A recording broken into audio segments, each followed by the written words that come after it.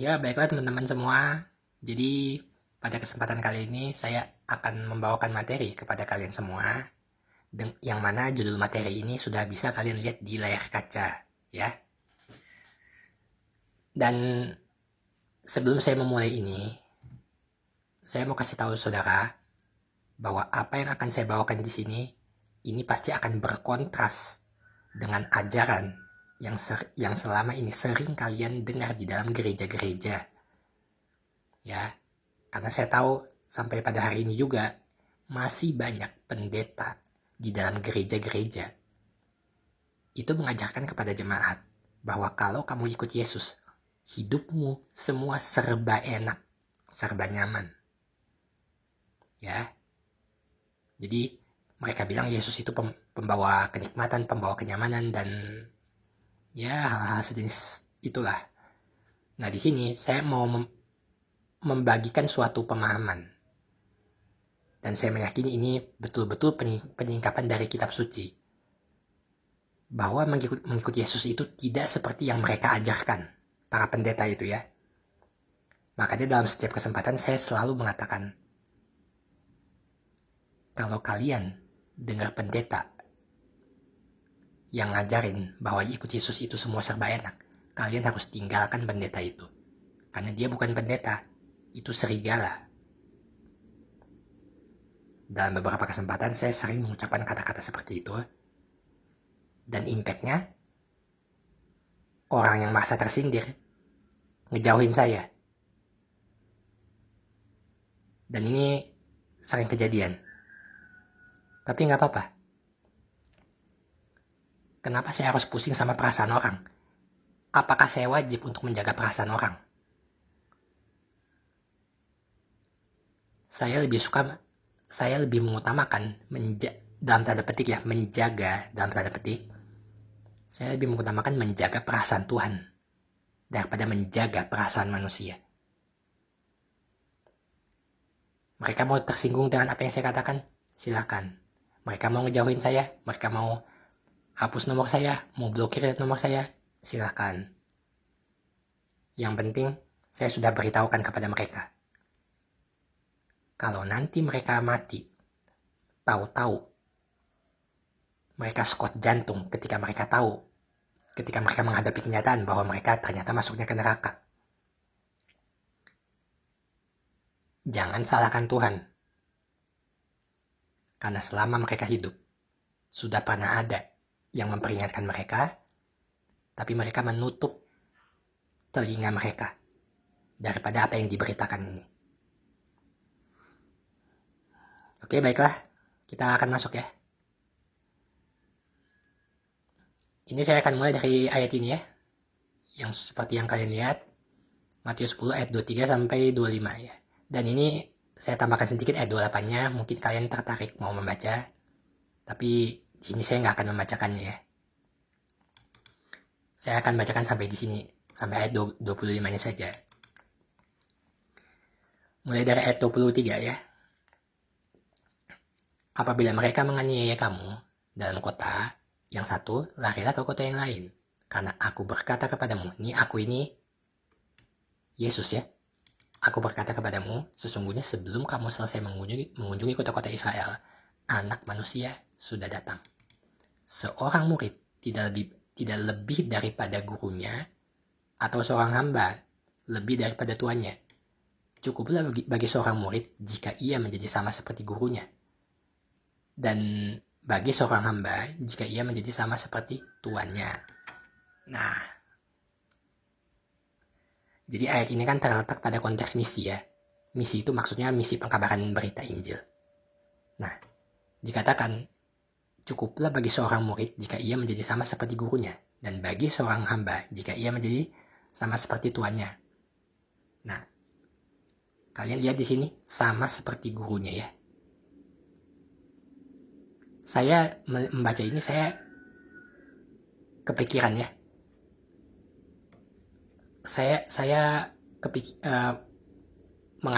sang guru ini ya, seperti gurunya ini, saya kepikiran kepada sang guru agung kita ya. Sang guru agung kita yaitu Kristus sendiri. Jadi pertanyaan saya adalah, sama seperti gurunya. Lalu saya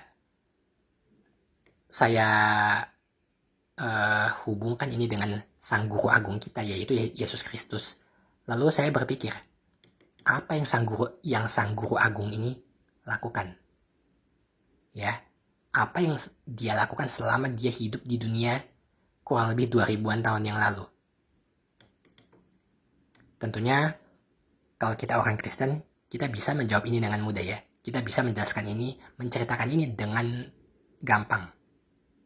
Karena kita sudah tahu, Yesus datang ke dunia itu untuk membawa kabar baik. Atau disebut Injil.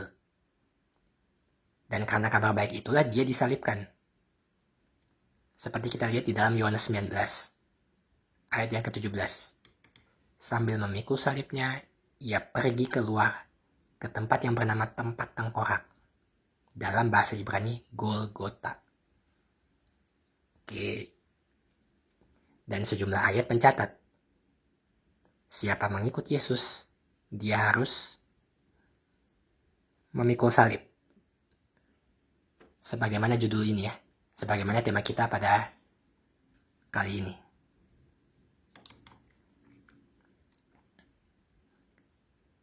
Mengikut Yesus itu harus memikul salib.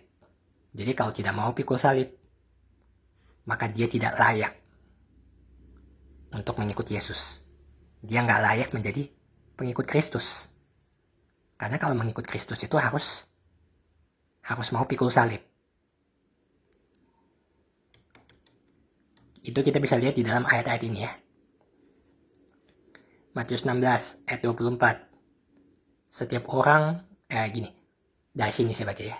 Lalu Yesus berkata kepada murid-muridnya, setiap orang yang mau mengikut aku, dia harus menyangkal dirinya, memikul salibnya, dan mengikut aku. Terkonfirmasi ya, omongan saya di sini.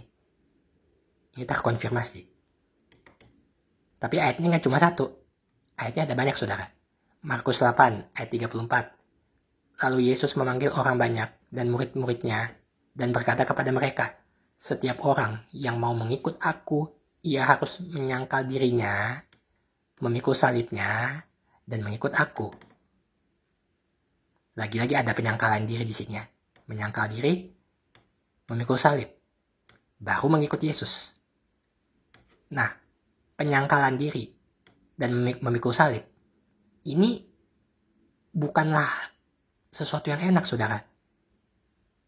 Kedua hal, menyangkal diri, memikul salib, apakah ini enak?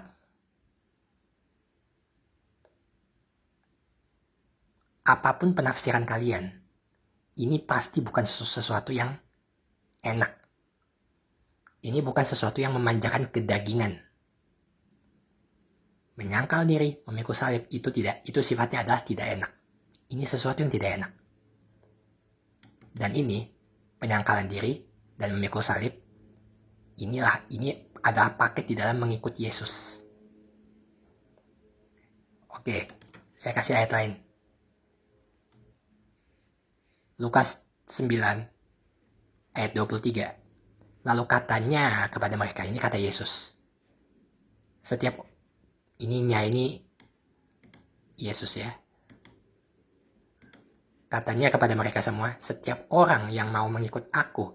Jadi kalau mau ikut Yesus, dia harus menyangkal diri. Menyangkal diri, memikul salibnya. Tapi di sini ada tambahan, memikul salibnya setiap hari. Dan mengikut aku. Jadi lagi-lagi di sini ada penyangkalan diri dan ada pemikulan salib. Tapi kalau menurut keterangan di sini, memikul salib itu setiap hari. Jadi memikul salib itu maksudnya bukan hanya pengertiannya itu bukan hanya sesempit menceritakan tentang Kristus, tentang Yesus kepada orang-orang. Bukan hanya pemahamannya tidak hanya sesempit itu. Memang bisa seperti itu diartikannya, tapi ini maknanya bisa lebih luas ya. Memikul salibnya setiap hari. Jadi ini bisa mengacu kepada bisa mengacu kepada perbuatan kita ya. Ini bisa. Jadi kalau kita kita tahu ada perintah dari Alkitab untuk rajin. Tapi kitanya mau malas. Nah, rasa malas kita itu harus kita lawan. Itu kan sifatnya nggak enak tuh. Tapi rasa malas itu memang harus kita lawan. Dan itu juga bagian dari memikul salib. Ya, karena Kristus tidak pernah memerintahkan kita untuk jadi orang malas. Ya. Dan memikul salib ini tidak berbeda, tidak maksudnya tidak. Ini kedua hal ini memikul salib dengan menyangkal diri. Ini adalah satu paket ya, tidak bisa dipisahkan, tidak bisa. Karena kalau kita ambil contoh yang tadi itu, malas bangun pagi, itu juga bentuk penyangkalan diri loh. Kedagingan kita pengen rajin, tetapi kitanya malas. Kedagingan kita pengennya bangun siang, susah bangun pagi, tapi kitanya harus memaksa diri untuk bangun pagi. Karena kalau bangun siang itu memang terkesan malas. Jadi memikul salib ini dengan menyangkal diri, ini satu paket. Tidak bisa dipisahkan ya. Oke. Lalu Lukas 14 ayat 27. Ini omongan Yesus semua nih ya. Barang siapa tidak memikul salibnya dan mengikut aku, dia tidak dapat menjadi muridku. Kalian baca ayatnya. Jadi kalau kamu tidak mau memikul salibmu, jadi kamu itu sebagai orang Kristen tuh, kamu sekalian sebagai orang Kristen, itu kamu punya salibmu masing-masing.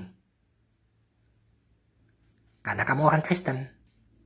Karena kamu pengikut Kristus. Kristus memikul salib. Kamu juga mempunyai salib yang harus kamu pikul. Lalu di sini, kalau kamu tidak mau memikul salibmu, kamu tidak dapat menjadi murid Kristus. Ya, jadi lagi-lagi di sini memikul salib itu satu paket dengan mengikut Yesus. You mau ikut Yesus, you harus pikul salib. Ini ajaran Alkitab. Dan ini bertabrakan dengan ajaran-ajaran pendeta di banyak gereja itu. Mereka banyak pendeta itu mengajarkan ikut Yesus itu serba enak, kaya, bebas hutang, dan sejenisnya. Saudara, saya mau ingatkan, hati-hati dengan pengajaran seperti itu ya. Itu bukan ajaran Alkitab, itu racun. Ya, itu racun. Lihat juga di dalam Matius 10 ayat 38 sampai 39 ya. Barang siapa tidak memikul salibnya dan mengikut Yesus, dia tidak layak bagi Yesus. Ya, barang siapa mempertahankan nyawanya, ia akan kehilangan nyawanya. Dan barang siapa kehilangan nyawanya karena aku, karena Yesus, dia akan memperolehnya. Jadi kalau kamu sampai kehilangan nyawamu, kalau kamu sampai dibunuh karena nama Yesus, kamu akan memperoleh kehidupan. Tapi kalau dia malah mempertahankan nyawanya, dia lebih menyayangkan nyawanya daripada membela Kristus, membela nama Yesus, dia akan kehilangan nyawanya. Maksudnya dia tidak akan selamat. Karena dia menyangkal Kristus. Ya. Barang siapa tidak memikul salibnya dan mengikut aku, ini Yesus bilang tidak layak. Jadi kamu kalau kamu cuma mau hidup senang-senang, kamu acuh 1000 acuh hidupmu, sikap hatimu, perhatianmu terhadap berita pengkabaran Injil. Yesus bilang, kamu tidak layak bagi Yesus. Saudara, dari semua yang sedang mendengar saat ini, apakah kalian termasuk orang yang acuh 1000 acuh terhadap berita pengkabaran Injil, terhadap mandat pengkabaran Injil? Apakah kalian salah satunya? Karena mengkabarkan Injil kepada orang itu bagian dari memikul salib. Itu memikul salib. Karena ketika kamu beritakan Injil kepada orang lain, itu sangat berpotensi mendatangkan respon yang sangat buruk dan negatif. bagi mereka yang kamu beritakan itu. Dan biasanya banyak orang Kristen takut akan hal itu, sehingga mereka tidak mau. Mereka memilih untuk menolak, untuk tidak melakukan perintah pengkabaran Injil. Yang mana sebetulnya perintah pengkabaran Injil itu adalah perintah paling tinggi di dalam kitab suci. Tapi mereka abaikan itu. Mereka takut.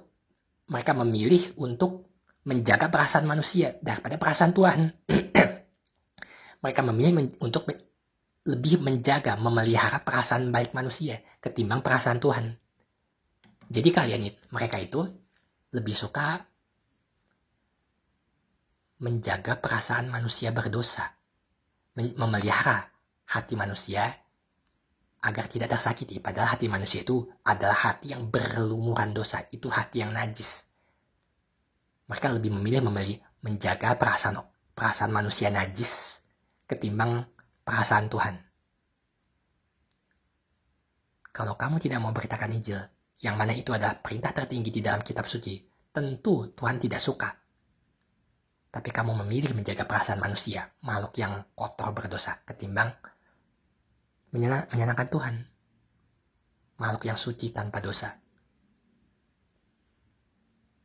Tetapi dunia mengatakan itu baik. Dunia mengatakan itu bijak. Dunia mengatakan itu hikmat. Dan dunia mengatakan itu toleransi. Jadi saudara, apa yang benar, ini sudah dianggap salah. Dan apa yang salah, ini sudah dianggap benar oleh dunia. Makanya Alkitab, ayat kitab suci wanti-wanti memberitahu kita jangan bersahabat dengan dunia. Jauhi keduniawian ini. Kita harus menjauhinya. Oke?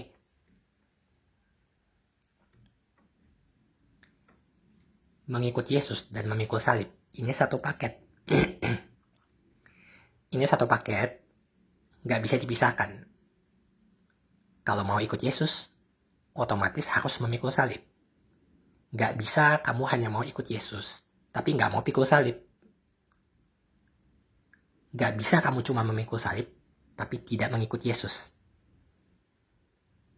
Ketika kamu memikul salib, itu adalah jalan hidupmu di dalam mengikut Dia, mengikut Kristus. Dan ketika kamu mengikut Yesus, ada salib yang harus kamu pikul. Gak bisa kamu hanya mengikut Yesus tanpa memikul salib. Karena tidak mau memikul salib, itu sama dengan tidak layak. Ayatnya sudah kita baca tadi ya. Memikul salib itu berarti menderita karena Kristus, menderita karena nama Yesus. Kalian harus paham ini ya. Kita orang Kristen harus paham ini betul-betul. Makanya saya di sini menentang sekali ajaran-ajaran yang populer itu, yang diajarkan oleh pendeta-pendeta itu. Mengikuti Yesus pasti enak, semua serba enak, dan sebagainya. Itu ajaran iblis, bukan ajaran Alkitab.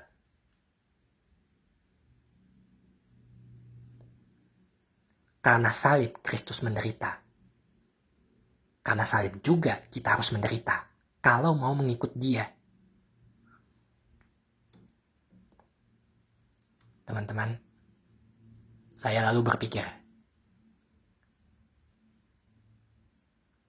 mereka yang tidak mau menderita karena salib Kristus,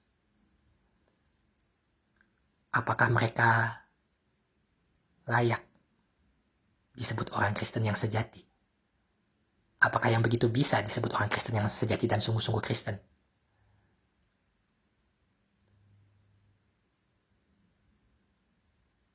Kalau mau tunduk dan setia, ya, kalau mau tunduk dan setia kepada Alkitab, kelihatannya rasanya tidak ya. Yang begitu tidak bisa disebut orang Kristen yang sejati. Yang tidak mau menderita karena Kristus, mereka tidak layak disebut pengikut Kristus.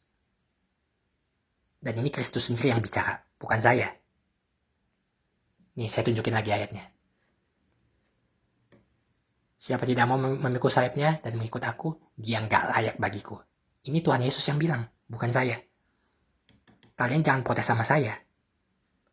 Kalau kalian berani ya, protesnya sama Tuhan Yesus dong. Kenapa dia ngomong begini? Silakan kalau memang kalian berani. Siapa tidak mau memikul sayapnya dan mengikut aku, dia tidak dapat menjadi muridku. Ini omongan Yesus. Kalau kalian nggak senang, apakah kalian berani menuntut omongan dari Tuhan Yesus sendiri? Ini Tuhan Yesus sendiri yang ngomong, bukan saya.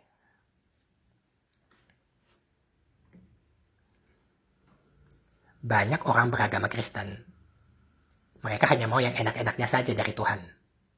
Seperti berkat jasmani dan lain sebagainya. Banyak serigala berjubah pendeta memberi pengajaran seperti itu. Pokoknya kalau kamu ikut Yesus, semua serba enak. Saya ingatkan sekali lagi ya buat teman-teman semua yang saya kasihi di dalam Tuhan. Kalau kamu mendengar pendeta ngajarin seperti ini, kamu harus tinggalkan pendeta yang mengajarkan rumus seperti itu. Dia bukan pendeta. Dia serigala.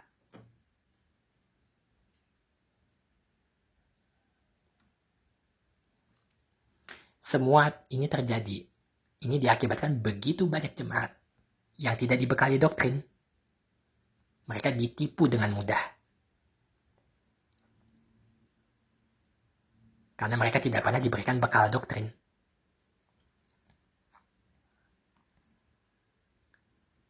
Jadi saya di sini ini sekaligus juga menekankan bahwa doktrin itu penting sekali. Khususnya buat jemaat-jemaat yang awam.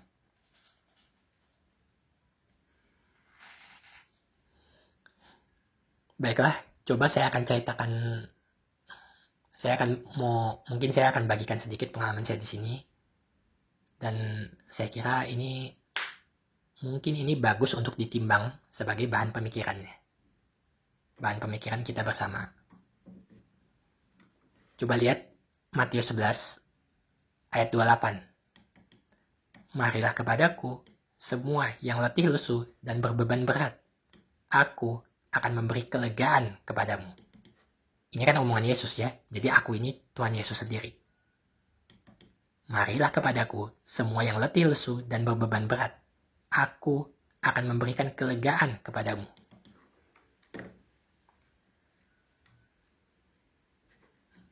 Saya sering dengar ayat ini.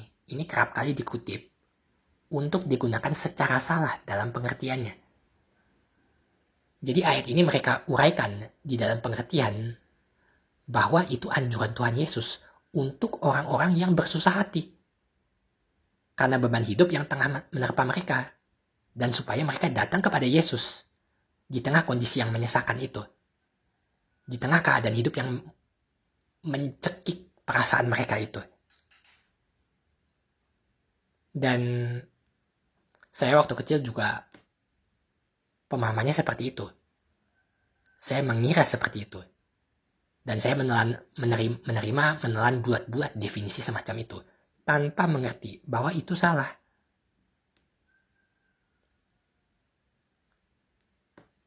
Tapi lama-lama saya jadi bingung sendiri jadinya. Apa itu maksudnya? Saya sering loh. Dulu waktu saya kecil, saya berhati lesu dan berbeban berat. Persis seperti yang ditulis di ayat ini. Letih lesu dan berbeban berat. Saya sering mengalami ini dulu. Bahkan sampai sekarang juga. Saya sering mengalami situasi-situasi yang membuat perasaan saya menjadi terlukis seperti itu. Dan biasanya itu dilatar belakangi oleh problematika kehidupan saya. Gitu ya. Nah lalu, karena udah dicekokin pemahaman seperti yang tadi, lalu saya datang mendekat pada Yesus. Dengan cara apa? Membaca Alkitab. Tapi hasilnya, saya tidak menemukan kelegaan apapun. Tidak ada kelegaan apapun yang saya dapat. Kan gini, satu-satunya cara mendekat pada Yesus itu adalah atau dengan berdoa, Atau dengan membaca Alkitab? Ada nggak cara selain itu? Nggak ada kan? Mendekatkan diri kepada Yesus itu dengan cara baca Alkitab atau berdoa. Tapi saya lakukan itu. Dua hal itu, nggak ada kelegaan apa-apa yang saya dapat. Tidak ada kesejukan hati apa-apa yang mengobati perasaan saya terhadap perkara-perkara kehidupan itu. Saya tidak menemukan kelegaan apa-apa, sama sekali tidak. Yang ada justru sebaliknya, rasa jenuh. Saya terus terang aja ngomong nih teman-teman ya. Saya belak-belakan ngomong. Karena saya tidak akan menutupi apapun di sini. Saya jujur dengan apa yang saya rasakan. Jadi waktu saya remaja itu, saya sering tidak menemukan pengertian apa-apa dari ayat yang saya baca. Itu sering kejadian. Jadi dulu itu saya sering bosan baca Alkitab. Dan rasa bosan itu mendatangkan rasa malas di hati saya. Malas baca Alkitab. Ngapain? Saya dulu gitu teman-teman. Tetapi seiring beranjak dewasa, puji Tuhannya adalah saya memulai berbekalkan doktrin. Ya, doktrin ini pengajarannya. Ternyata doktrin ini, pengajaran ini sangat membantu saya dan memudahkan saya dalam memahami isi kitab suci Alkitab. Tapi bisa saya katakan di sini, ini bukan karena faktor diri saya. Ya, kegerakan itu berasal daripada Tuhan. Kalau bukan Tuhan yang gerakan, tidak mungkin saya menjadi. Gak mungkin. Dan itu gak akan bisa tanpa pertolongan Tuhan.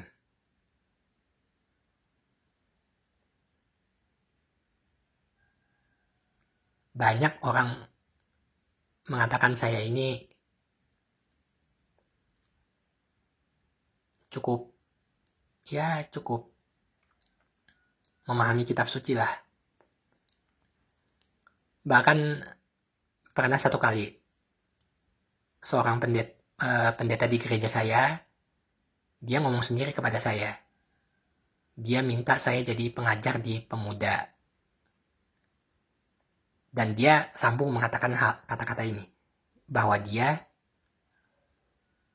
sebetulnya lebih percaya kepada saya dalam soal pengajaran kitab suci ketimbang ketiga evangelis yang ada di gereja. Pak Pendeta lebih mempercayakan sisi pengajaran kepada saya ketimbang tiga evangelis itu. Padahal saya sendiri bukan evangelis. Tetapi waktu itu saya dengar dengan jelas omongan beliau bahwa dia lebih mempercayakan saya untuk mengisi untuk menjadi pembicara di dalam sesi pengajaran, khususnya terhadap anak-anak pemuda. Dan sebetulnya saya nggak boleh sombong karena hal ini ya. Saya tetap harus sadar. Saya ini orangnya bodoh. Saya nggak pintar. Dan semua yang saya lakukan selama ini, itu murni karena kasih karunia Tuhan kepada saya. Kepada saya yang banyak melakukan dosa ini. Dosa saya banyak loh saudara.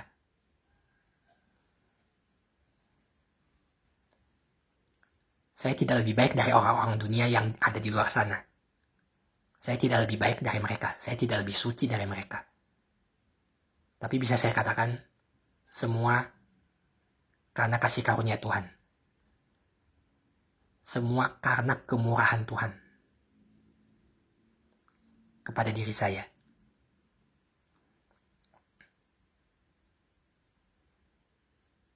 Jadi, sekali lagi saya mau katakan di sini, kegerakan itu berasal daripada Tuhan, bukan dari diri saya yang fana dan kotor berdosa ini. Andil dari perbuatan saya sendiri itu 0. Kalau bukan Tuhan yang gerakan, tidak mungkin saya menjadi. BTW teman-teman, bahas-bahas soal mengerti kitab suci. Nah, lalu apa artinya ayat yang tadi itu? Marilah kepadaku semua yang letih lesu dan berbeban berat. Aku akan memberikan kelegaan kepadamu. Ini apa artinya? Apa ini artinya?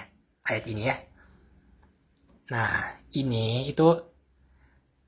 ayat ini memaksudkan orang-orang Yahudi yang letih lesu karena semua peraturan Taurat yang selalu harus diikuti bagi yang mau hidup secara taat kepada Allah. Itu beban yang berat. Mereka terbeban di bawah beratnya hukum dan peraturan dari Taurat. Orang Yahudi pada zaman itu penuh dengan aturan agama yang merupakan kristalisasi dari hukum Taurat yang bersifat seremonial ya, seremonial. Ternyata agama dan semua peraturan-peraturan itu malah itu bukan membuat hidup manusia bertambah baik dan nyaman, tapi malah menjadi lebih berat dan menyiksa.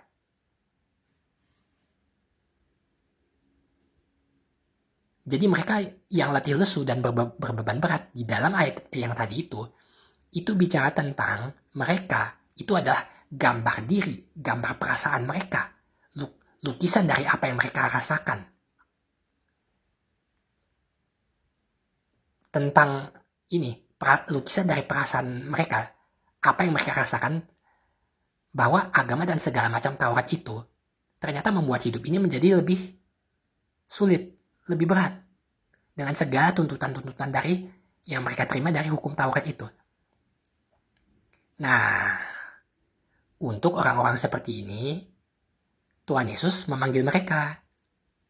Marilah kepadaku semua yang letih lesu dan berbeban berat, aku akan memberikan kelegaan kepadamu.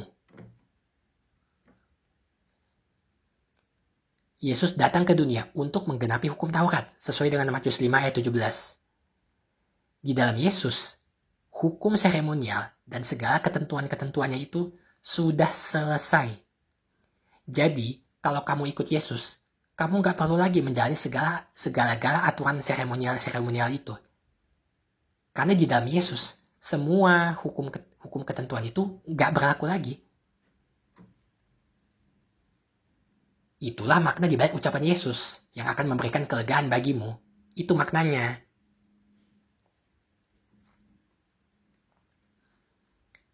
Paham ya? Oke. Hukum Taurat atau Torah ini adalah kumpulan perintah dan larangan yang terdapat di dalam kitab suci Yahudi ya. Kitab suci Yahudi itu perjanjian lama, dan itu diberikan oleh Allah kepada Musa di Gunung Sinai yang menjadi dasar agama Yahudi. Dan sejatinya kata Torah ini berasal dari kata yarah yang artinya menunjukkan. Maka sehingga kata Torah itu sendiri itu bermakna petunjuk dan pengajaran. Oke? Dan saya kok yakin ya, kalian semua pasti sudah sama-sama tahu. Saudara dan saya, kita semua pasti sudah sama-sama tahu. Atau minimal pernah dengar. Kata Torah ini merupakan pelafalan yang asli dari Taurat. Nah, jadi ada satu kejadian menarik di dalam pelayanan Yesus yang berhubungan dengan hukum Taurat. Kalian lihat Lukas 7 ayat 14 ya. Sambil menghampiri usungan itu, ia menyentuhnya. Ia ini Yesus menyentuhnya. Dan sedang para pengusung berhenti, ia berkata, "Hai anak muda, aku berkata kepadamu, bangkitlah." Nah ayat itu, ayat Lukas 7 ayat 14 ini menceritakan Yesus mendekati mayat, bahkan menyentuhnya. Saudara, Kira-kira nih, apakah tindakan Yesus ini tidak melanggar ketentuan di dalam hukum Taurat? Di mana disebut orang dilarang ngedeketin mayat. Kita bisa lihat di dalam Bilangan 19 ayat 11 ya. Di situ dikatakan, orang yang kena kepada mayat, ia najis 7 hari lamanya. Jadi orang kalau kena kepada mayat, dia najis 7 hari. Gimana tuh? Kira-kira, tapi di Lukas 7 ayat 14, ternyata Yesus menyentuhnya. Yesus menyentuhnya, menyentuh mayat itu. Gimana itu?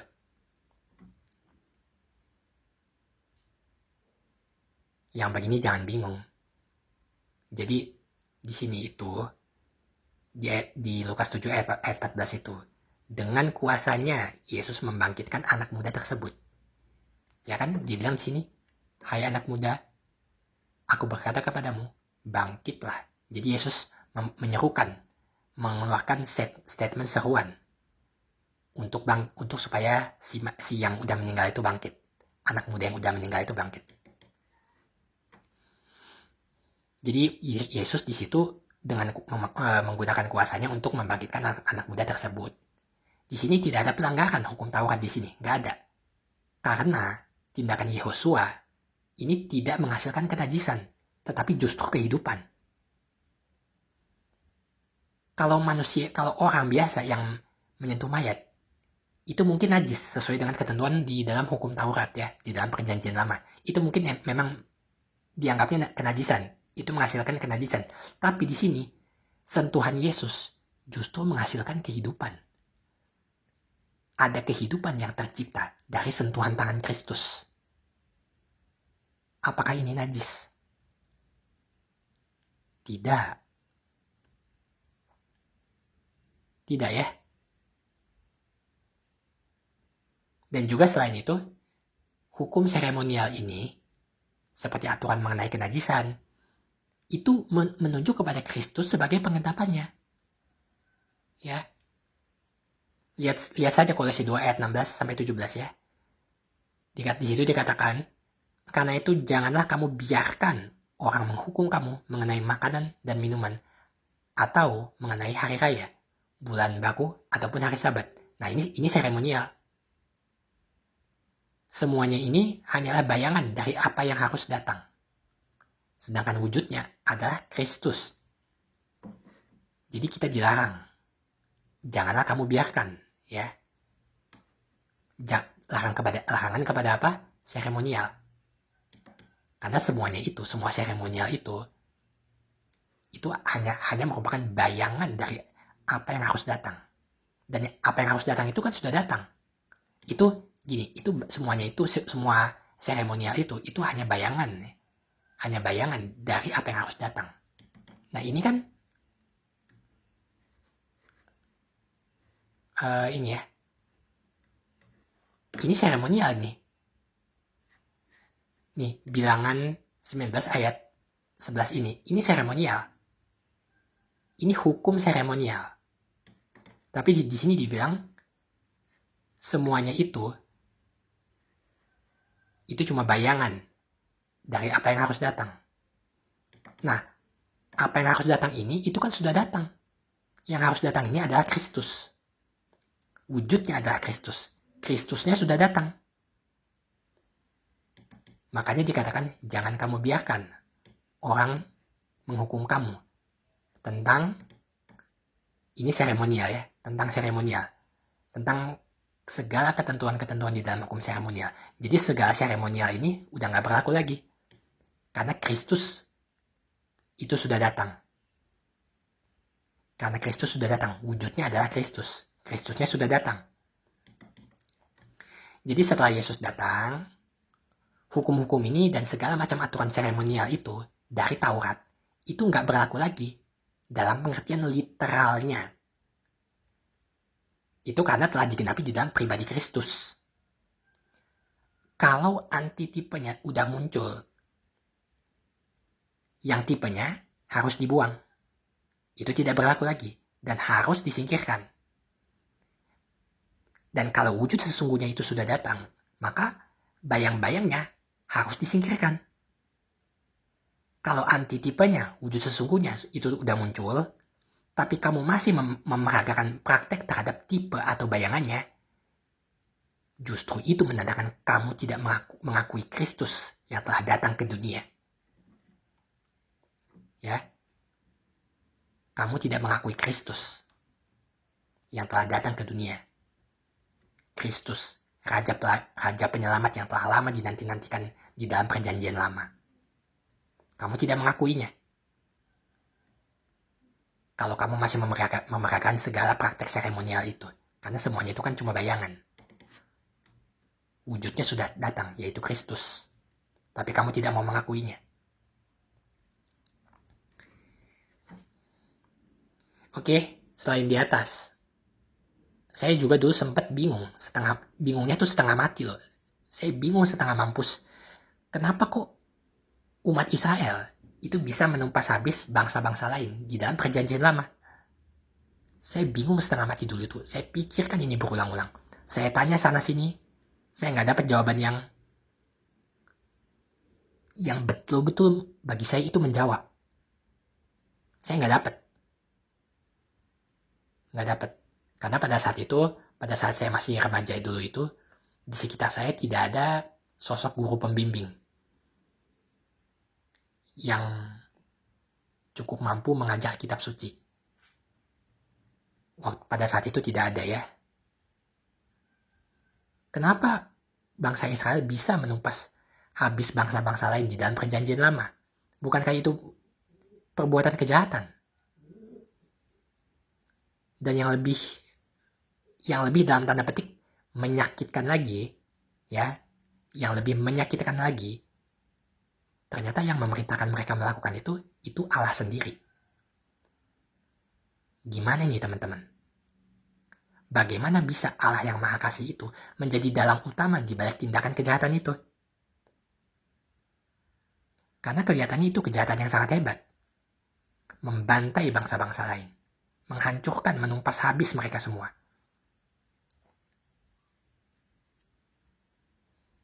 Di sini teman-teman, puji Tuhan, karena saya mengenal doktrin, saya dari yang tadinya tidak ngerti, menjadi ngerti. Apa alasan di balik bangsa Israel diberi perintah menumpas habis bangsa Kanaan? Itu kita bisa lihat di dalam Ulangan 18 ayat 9 sampai 14 ya. Apabila engkau sudah masuk ke negeri yang kuberikan kepadamu oleh Tuhan Allahmu, maka janganlah engkau belajar berlaku sesuai dengan kekejian yang dilakukan oleh bangsa-bangsa itu. Di antaramu, janganlah didapati seorang pun yang mempersembahkan anaknya laki-laki atau anaknya perempuan sebagai korban dalam api, ataupun seorang yang menjadi petenung, seorang peramal, seorang penelaah, seorang penyihir, seorang pemantra, ataupun seorang yang bertanya kepada arwah atau kepada roh peramal, atau yang meminta petunjuk kepada orang-orang mati. Sebab setiap orang yang melakukan hal-hal ini, semua yang tadi itu adalah kekejian bagi Tuhan. Dan oleh karena kekejian-kekejian inilah, Tuhan Allahmu menghalau mereka dari hadapanmu.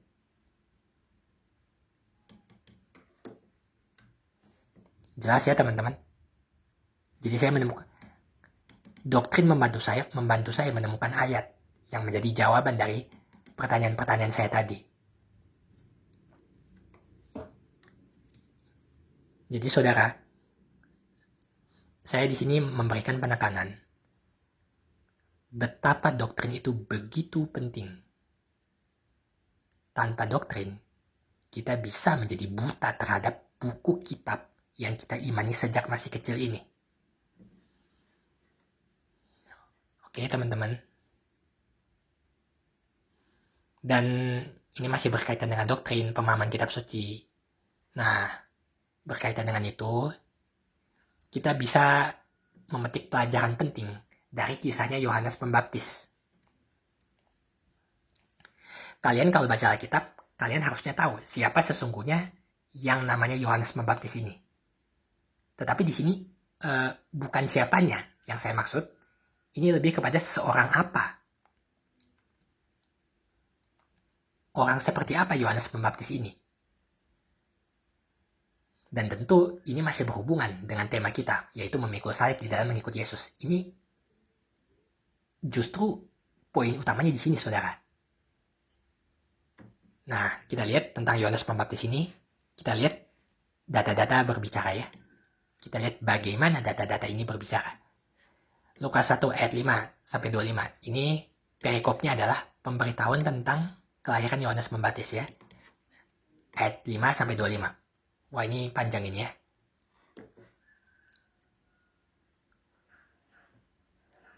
Ini ya, kalian bisa lihat ya.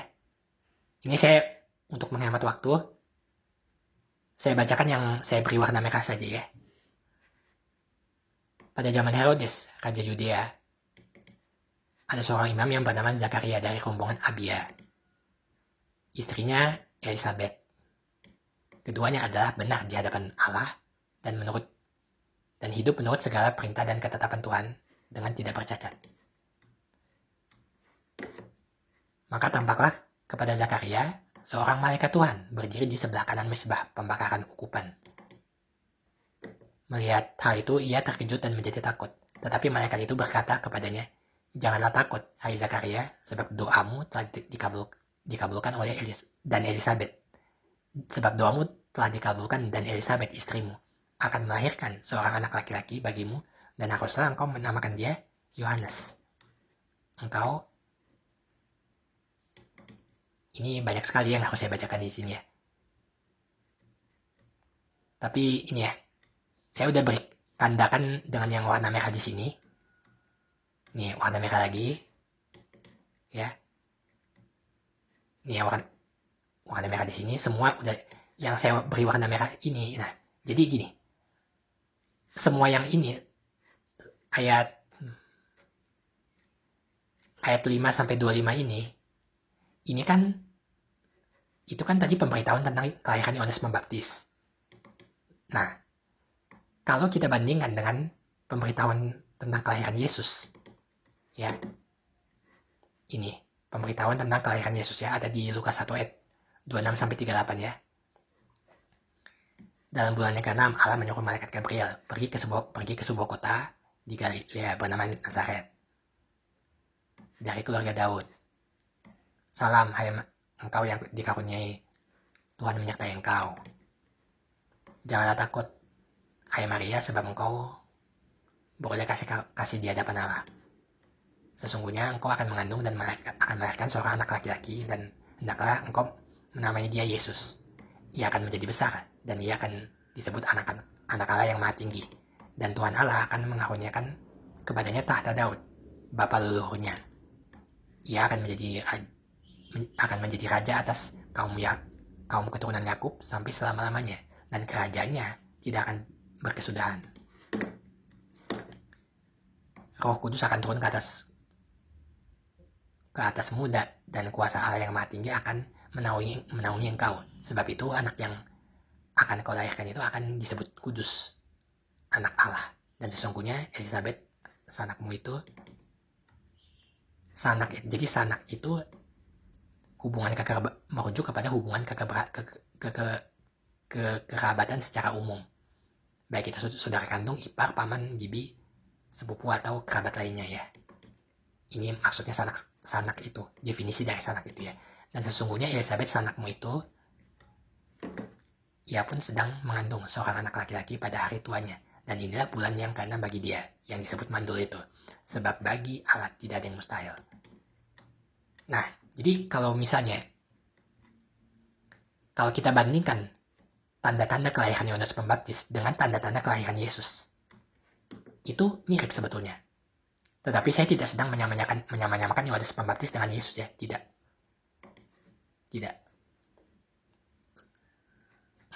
Coba. Tadi saya nggak baca semuanya ya di sini ya, karena apa? Tentang Yohanes Pembaptis di sini. Oke, saya bacakanlah ini. Yang tadi saya belum saya bacakanlah.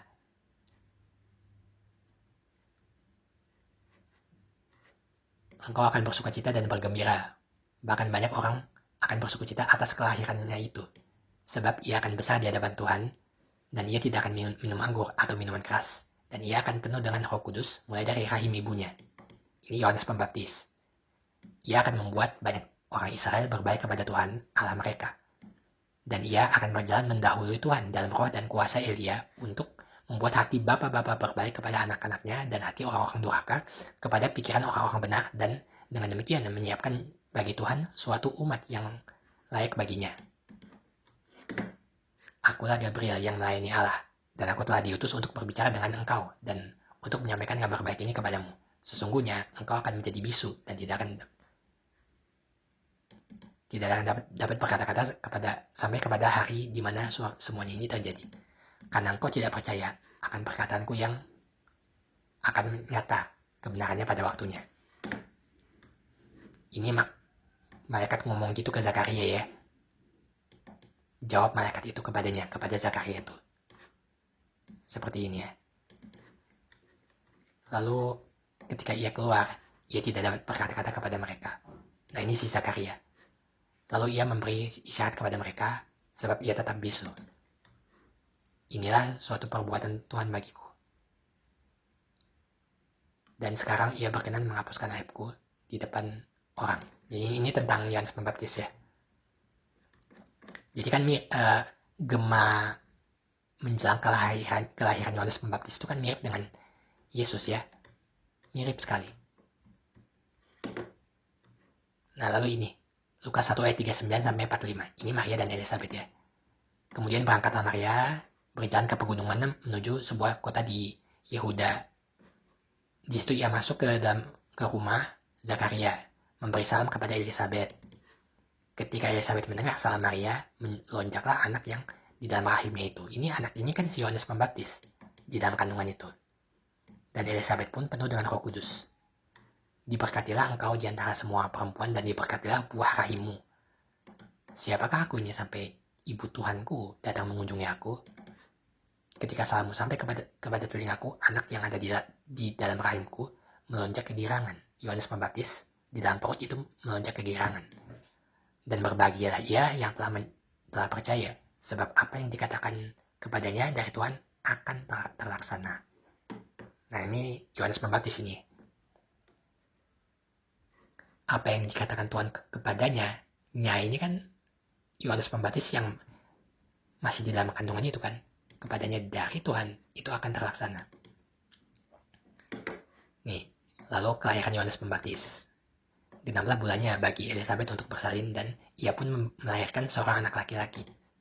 Bersukacitalah mereka bersama-sama dengan dia, maka datanglah mereka pada hari yang ke-8 untuk menyunatkan anak itu, si Yohanes Pembaptis, dan mereka hendak menamakan dia Zakaria menurut nama bapaknya.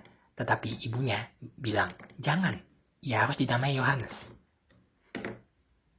Ia meminta batu tulis, lalu menuliskan kata-kata ini. Namanya adalah Yohanes. Ketika itu juga terbukalah mulutnya dan terlepas lidahnya. Jadi bapaknya Yohanes, si Zakaria ini, bapak dari Yohanes Pembaptis, tadinya kan dibuat bisu oleh malaikat karena nggak percaya. Lalu di sini mulutnya terbuka lagi, dia bisa ngomong lagi. Ya. Lalu ia berkata-kata dan memuji Allah. Maka ketakutanlah semua orang yang tinggal di sekitarnya, dan segala peristiwa itu menjadi buah tutur di seluruh pegunungan Yehuda. Dan semua orang yang mendengarnya merenungkannya dan berkata, menjadi apakah anak ini nanti, si Yohanes Pembaptis? Sebab tangan Tuhan menyertai dia. Nah, lihat ya, ini hebat sekali kata-kata ini nih. Akan menjadi apa anak ini nanti?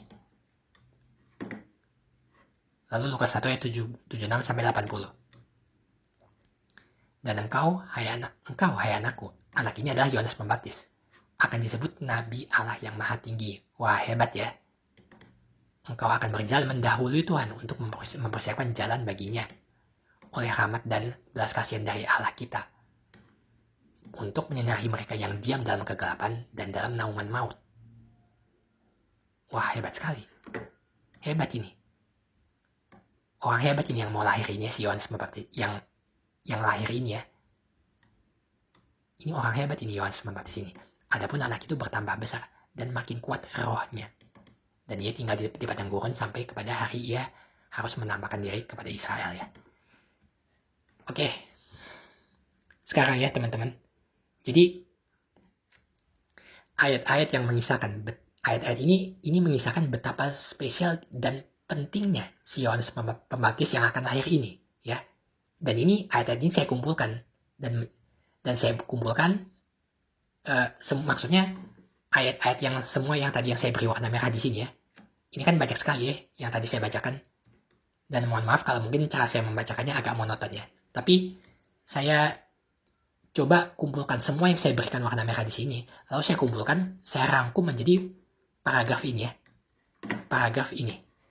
Ini sampai di sini. Saya bacakan ya. Ini rangkumannya nih. Ini Yohanes Pembaptis ya. Ia akan, lihat ya ini yang saya berikan warna kuning ini semua ini Yohanes Pembaptis. Ia akan besar di hadapan Tuhan. Ia akan penuh dengan Roh Kudus mulai dari rahim ibunya. Ia akan membuat banyak orang Israel berbalik kepada Tuhan. Ia akan berjalan mendahului Tuhan dalam roh dan kuasa Elia untuk membuat hati bapak-bapak berbalik kepada anak-anaknya dan hati orang-orang durhaka kepada pikiran orang-orang yang benar. Dan dengan demikian menyiapkan jalan bagi Tuhan, suatu umat yang layak baginya. Ya, ini kelihatannya hebat sekali ya. Ia akan besar di hadapan Tuhan, penuh dengan Roh Kudus, mulai dari rahim ibunya lagi. Ada nggak sih manusia yang seperti itu selain dia? Rasanya nggak ada. Ini hebat sekali nih orang ini. Sesungguhnya, Elizabeth, sanakmu itu, ia pun sedang mengandung seorang anak laki-laki, Yohanes Pembaptis, pada hari tuanya, dan inilah bulan yang ke-6 bagi dia, yang disebut mandul itu. Sebab bagi Allah tidak ada yang mustahil. Jadi, Yohanes Pembaptis ini dikandung secara mujizat dari perempuan yang normalnya tidak bisa melahirkan. Ya, ini luar biasa ini kelahiran, step by step kelahirannya ini ya. Step by step kelahirannya itu dinaungi mujizat. Karena secara normalnya perempuan ibunya itu tidak bisa melahirkan secara normalnya. Bahwa dengan ibunya Yohanes Pembaptis ini mengandung sampai melahirkan, ini kelahiran mujizat. Ya, ini kelahiran mujizat. Dan ini mirip seperti kelahiran Yesus. Yesus juga lahirkan dalam mujizat. Ya, meskipun tidak sama, tapi Yesus juga tidak lahir secara normal seperti manusia biasa. Dia lahir dari seorang perawan yang belum pernah berhubungan seks. Bagaimana itu bisa? Jadi Yesus kelahiran mujizat, ternyata Yohanes Pembaptis juga kelahirannya mujizat. Mungkin selama ini kalian skip tentang ini ya. Makanya di sini saya kasih tahu.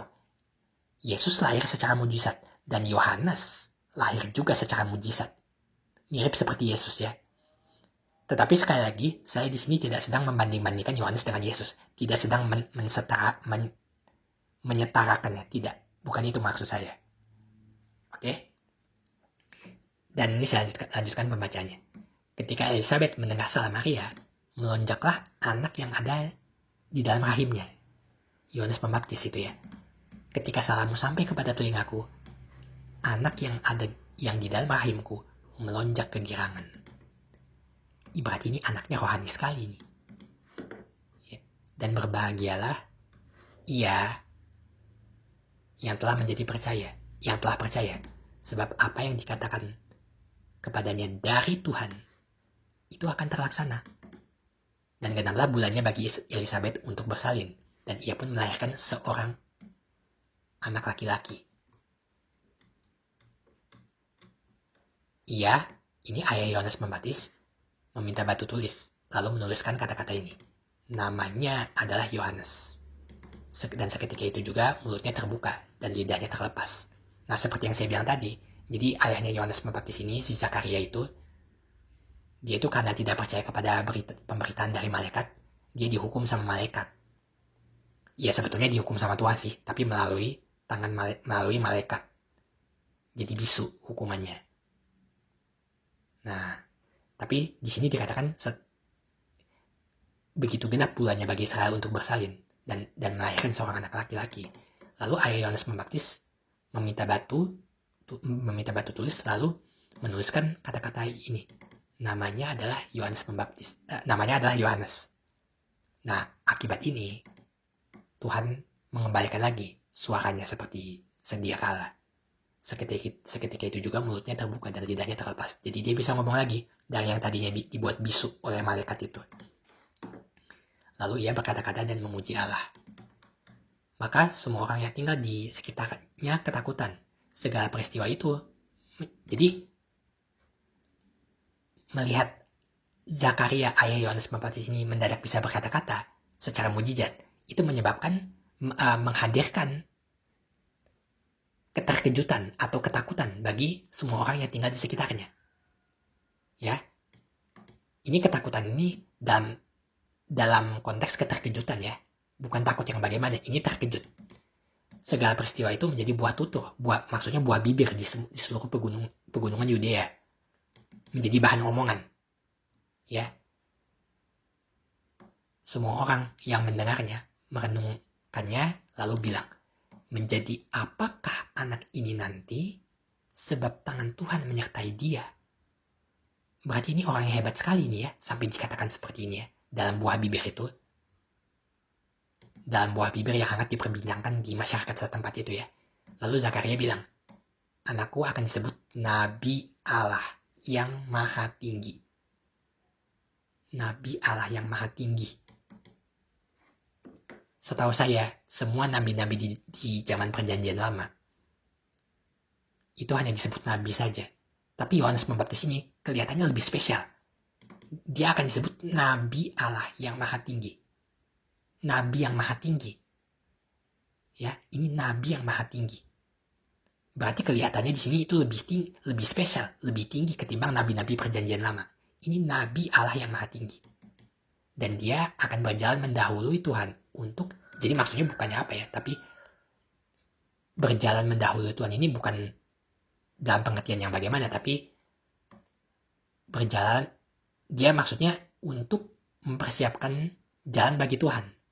Makanya dikatakan berjalan mendahului Tuhan. Berjalan lebih dulu, mendahului Tuhan di sini maksudnya, ya karena kan Yohanes Pembaptis itu lahir lebih dulu ketimbang Yesus kan, makanya dikatakan dia akan berjalan mendahului Tuhan. Dia akan lahir lebih dulu dari Tuhan. Dia memang sengaja dilahirkan lebih dulu dari Tuhan. Atau mungkin bisa juga pelayanannya akan lebih duluan berjalan ketimbang Tuhan Yesus. Karena untuk mempersiapkan jalan bagi Tuhan.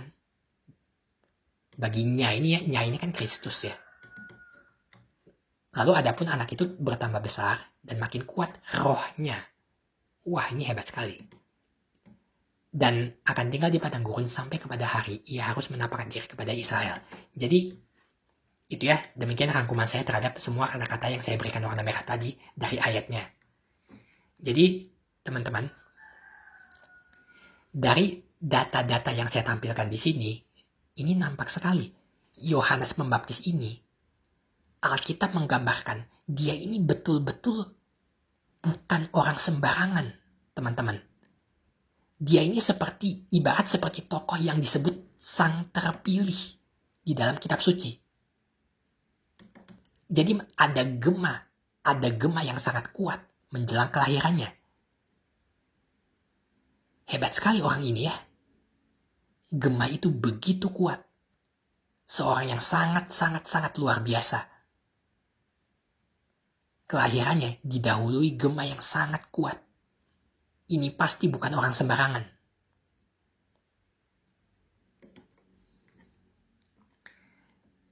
Tapi saudara, kita lihat apa yang kemudian terjadi kepada Yohanes Pembaptis. Kita bisa melihat ya. Matius 9 ayat 14. Kemudian datanglah murid-murid Yohanes kemudian datanglah murid-murid Yohanes kepada Yesus lalu bilang, mengapa kami dan orang Farisi berpuasa, tetapi murid-muridmu tidak? Ya, jadi maksudnya murid-murid Yohanes di sini maksudkan murid-murid dari Yohanes Pembaptis yang telah ditangkap di dalam Matius 4 ayat 12 ya. Kalau ini ayat 14, ini di Matius 4 ayat 12, Yohanes Pembaptis itu sudah ditangkap. Lalu Yohanes 1 ayat 29 sampai 30. Pada keesokan harinya, Yohanes melihat Yesus datang kepadanya, dan ia berkata, "Lihatlah anak domba Allah yang menghapus dosa dunia." Yang menghapus dosa dunia. Ini kata-kata Yohanes Pembaptis ketika melihat Yesus datang. Dan Yohanes menyebut Yesus anak domba Allah yang menghapus dosa dunia.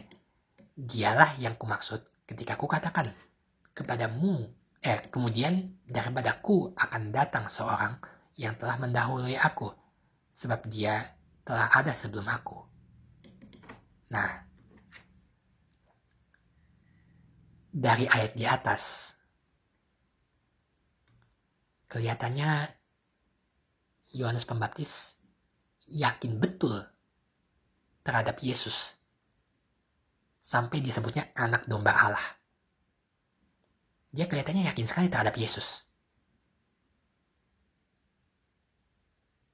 Tapi coba lihat ya, dalam momen selanjutnya, spesifik ketika dia di dalam penjara, ternyata Yohanes Pembaptis malah meragukan Yesus.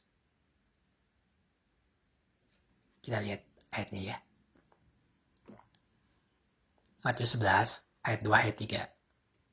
Di dalam penjara, Yohanes mendengar tentang pekerjaan Kristus, lalu menyuruh murid-muridnya bertanya kepada Yesus, "Engkaukah yang akan datang itu, atau haruskah kami menantikan orang lain?" Nah, teman-teman, dari dalam penjara, Yohanes Pembaptis nyuruh murid-muridnya nanya begitu kepada Yesus. Berarti di sini iman Yohanes terhadap Yesus goyah. Dia suruh murid-muridnya nanya ke Yesus ketika dalam penjara,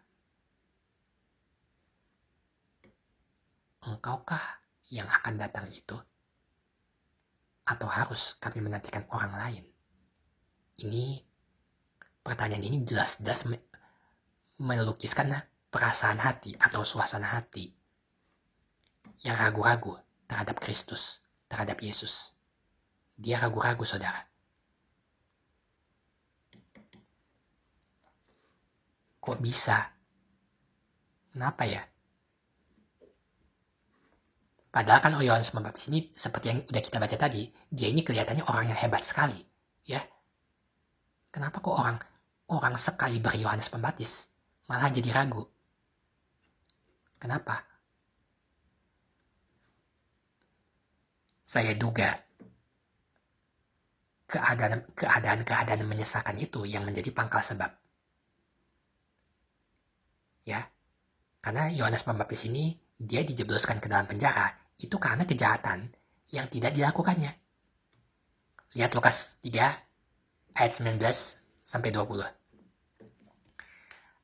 Akan tetapi, setelah ia menegur raja wilayah Herodes karena peristiwa Herodias, istri saudaranya, dan karena segala kejahatan lain yang dilakukannya, raja itu menambah kejahatannya dengan memasukkan Yohanes ke dalam penjara.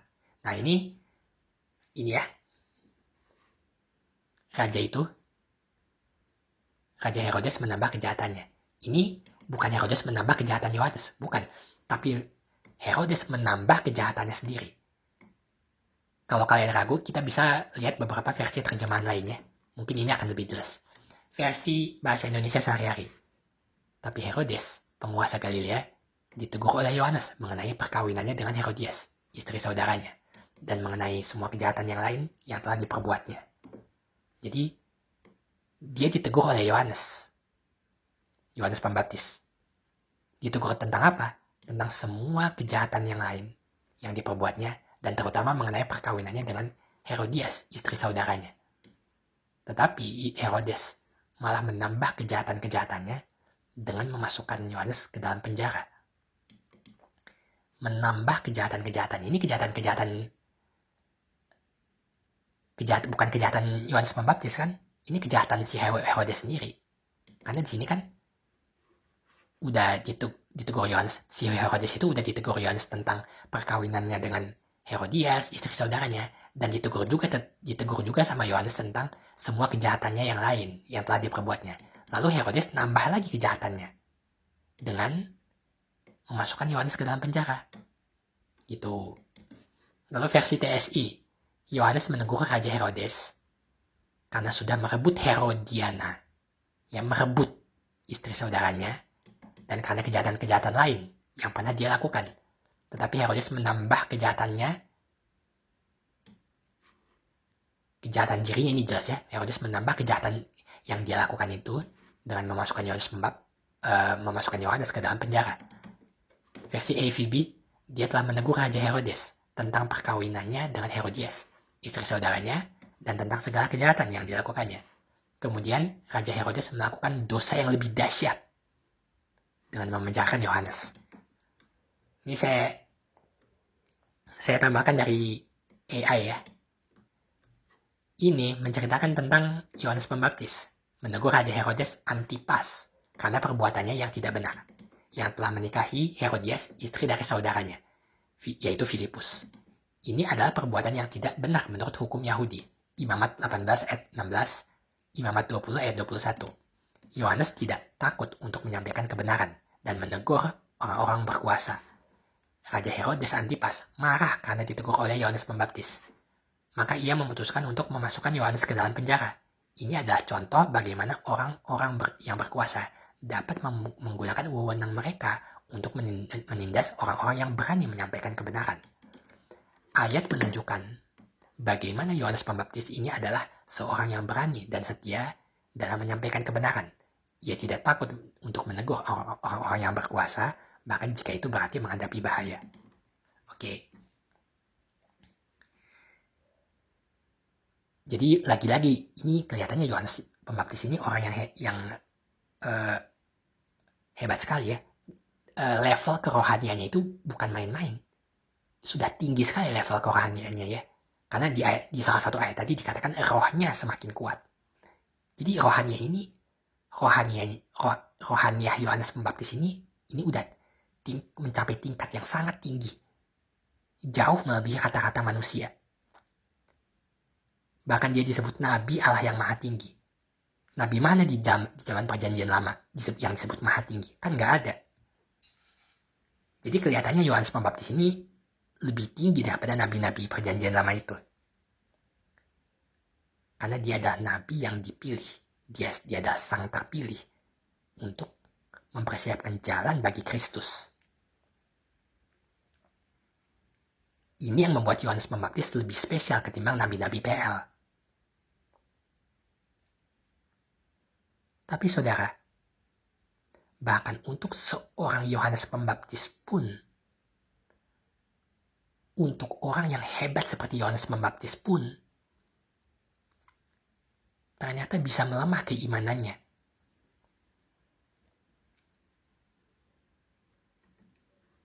Saya menduga keadaan menyesakan itu yang menjadi pangkal sebab. Dia dijebloskan ke dalam penjara karena kejahatan yang tidak dilakukannya. Lalu di dalam penjara, mungkin saja dia disiksa, dianiaya, dan karenanya dia menderita secara fisik. Dia tertekan secara batin karena penderitaan secara fisik itu. Lalu dalam keadaan seperti itu, maka dia bertanya-tanya. Dia bertanya-tanya dalam suasana hati dalam suasana pikiran yang kecewa. Mengapa sang Mesias itu tidak berbuat apa-apa untuk mengeluarkan dia dari penderitaan ini? Yesus yang dibaptisnya ini kenapa tidak menolong dia? Karena melihat fakta Yesus tidak berbuat apa-apa untuk menyelamatkan dia, maka Yohanes menjadi kecewa. Kita juga bisa melihat kata-kata Yohanes Pembaptis sebelum dia di penjara ya. Matius 3 ayat 11-12. Aku membaptis kamu dengan air sebagai tanda pertobatan. Tetapi ia yang datang kemudian daripadaku lebih berkuasa daripadaku. dan aku tidak layak melepaskan kasutnya. Ia akan membaptis kamu dengan Roh Kudus dan dengan api. Alat penampi sudah di tangannya. Perhatikan di sini, alat penampi sudah di tangannya. Ini keimanan Yohanes. Pandangan keimanan Yohanes terhadap Yesus. Sikap iman Yohanes Pembaptis kepada Yesus. Yang tadi kita sama-sama tahu disebutnya anak domba Allah. Alat penampi itu sudah di tangan Yesus. Dia akan membersihkan tempat pengirikannya dan mengumpulkan gandumnya ke dalam lumbung. Tetapi debu jerami itu akan dibakarnya dalam api yang tidak terpadamkan. Nah, teman-teman, ini kan Yohanes Pembaptis khotbah ya. Inti dari khotbahnya ini itu adalah dia memahami, atau menurut yang dia pahami, Sang Mesias akan datang untuk menghukum orang berdosa. Tetapi saudara, di dalam penjara, ternyata Yohanes dengar dari dalam penjara tentang pekerjaan Kristus. Dan dia tidak melihat bahwa Yesus menghukum orang-orang berdosa. Yang dia dengar dari dalam penjara, justru Yesus ini malah mengajari saling mengasihi, mengajari kerajaan Allah.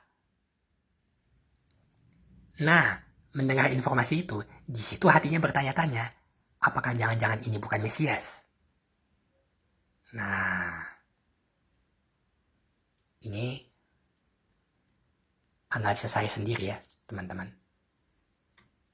Tapi jika ini benar, kelihatannya di sini Yohanes Pembaptis itu tidak ngerti. Yesus datang pertama kali ini bukan untuk menghukum. Kelihatannya Yohanes ini nggak ngerti maksud dari misi kedatangan pertama Kristus ke dalam dunia. Dia salah mengerti.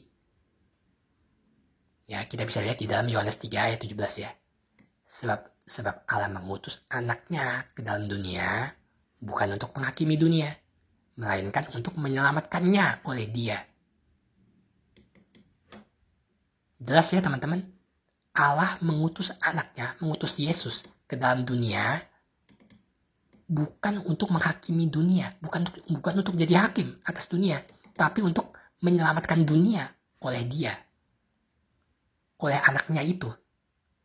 Allah mengutus anaknya itu untuk menyelamatkan dunia yang dilakukan oleh anaknya, anak Allah itu. Jadi Yesus datang pertama itu bukan untuk menghukum, tapi untuk menyelamatkan.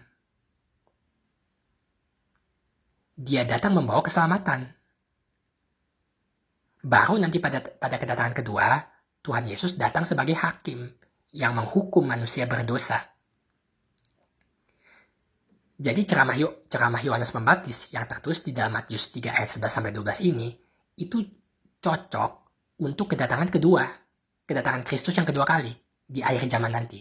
Sedangkan yang disaksikan oleh Dia dari dalam penjara, itu kedatangan pertama, bukan kedatangan kedua. Ya. Dan ketidakpahaman ini lantas mendatangkan kecewa di hatinya terhadap Yesus. Jadi, udah dia di penjara, Yesusnya nggak datang menolong dia lagi. Ditambah lagi dia salah mengerti tentang misi Kristus. Dari kesemuanya itu,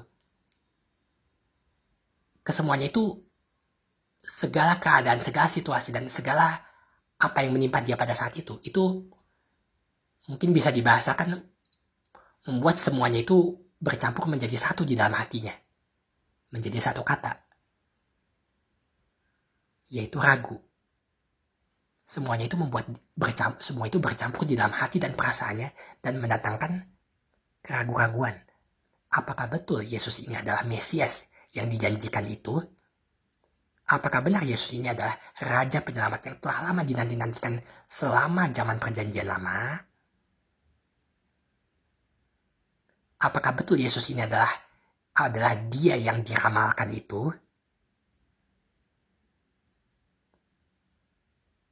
Nah, dalam pemikiran-pemikiran seperti itu, dia lalu mengutus muridnya untuk pergi bertanya, engkaukah yang akan datang itu? Atau haruskah kami menantikan orang lain?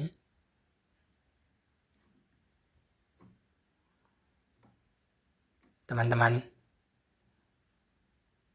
kejadian yang hampir sefrekuensi dengan ini juga dapat kita temukan di dalam perjanjian lama. Ya, saya katakan hampir sefrekuensi. Bukan berarti sama, tapi mirip. Yaitu dengan kita melihat cerita Salomo. Kenapa Salomo bisa jatuh dalam penyembahan berhala? Padahal Tuhan beberapa kali menampakkan dirinya dan berbicara langsung. Mintalah apa yang hendak kuberikan kepadamu. Ya. Juga di kitab Taurat 6, kita juga baca doa Salomo yang begitu hebat dan luar biasa.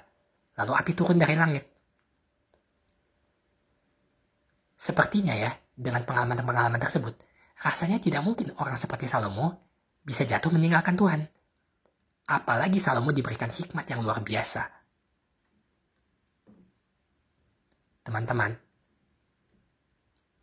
alasan mengapa Salomo bisa jatuh dalam penyembahan berhala itu karena walaupun Salomo sudah banyak dapat pengalaman rohani yang luar biasa dan hikmat dari Tuhan, dia tetap manusia biasa yang bisa tergoda. Salomo jatuh karena ia menikahi banyak istri asing yang membawa pengaruh buruk dan menyesatkannya untuk menyembah Allah lain. Itu referensinya di 1 Raja-Raja 11 ayat 1-8. Nah, jadi pengalaman rohani dan hikmat itu tidak otomatis membuat seseorang luput dari dosa jika tidak taat dan berjaga-jaga. Nah, sekarang apa yang kita petik dari kisah Salomo? Itu memang tidak sama persis dengan apa yang dialami oleh Yohanes Pembaptis. Tidak sama persis. Tetapi ada pesan seragam yang bisa kita ambil dari kedua kisah ini. Pesan seragam itu adalah sehebat apapun seseorang, seperti yang nampaknya, tetap tidak menutup kemungkinan manusia masih bisa jatuh.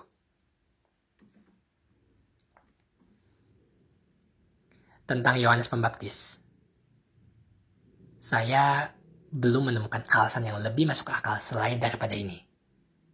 Tetapi, seandainya dugaan saya tadi meleset atau keliru, bahwa melemahnya iman Yohanes Pembaptis ini memberikan pelajaran bagi kita semua.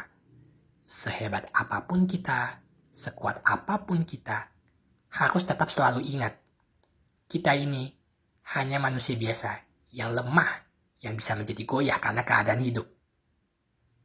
Itu yang harus selalu kita ingat ya. Tetapi,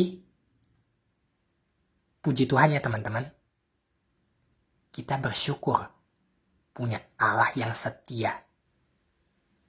Dia berjanji tidak akan meninggalkan kita.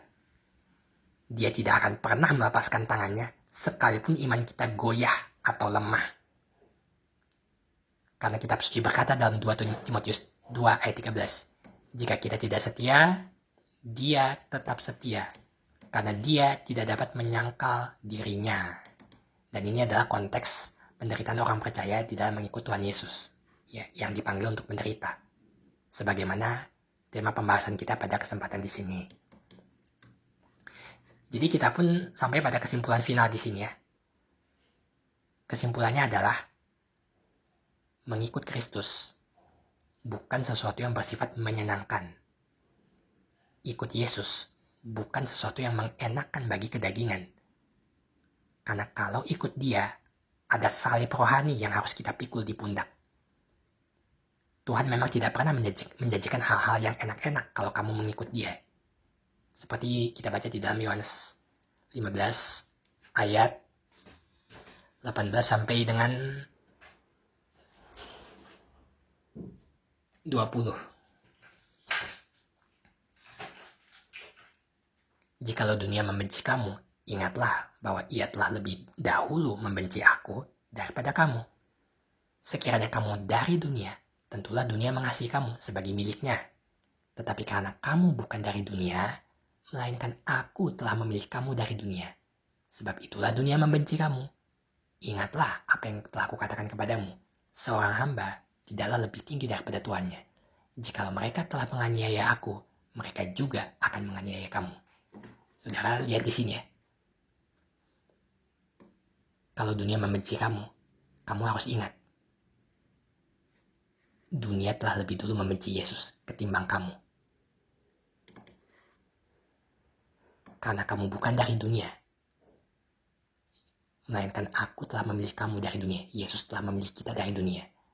Karena itulah dunia membenci kita. Karena mereka telah menganiaya Yesus, mereka juga akan menganiaya kamu. Dan inilah bentuk salib di dalam mengikut Yesus. Ini salib, saudara. Makanya saya bilang di awal tadi, kalau kamu mau ikut Yesus, ada salib yang harus kamu pikul. Gak bisa kamu punya mindset, oh ikut Yesus itu senang-senang, hidupnya senang, enak, makmur, jaya. Gak bisa begitu ya, gak bisa. Tuhan tidak pernah menjanjikan hal yang enak-enak kalau kamu mengikut Dia. Tetapi mengikut Dia akan membawa keselamatan kekal, kehidupan kekal. Dan dari Dialah keselamatan itu datang. Yesus adalah satu-satunya jalan keselamatan. Sekarang, kalian pilih mana? Ikut jalan keduniawian yang menuju kebinasaan, atau mau ikut jalan Kristus yang menuju hidup yang kekal? Kalian pilih yang mana?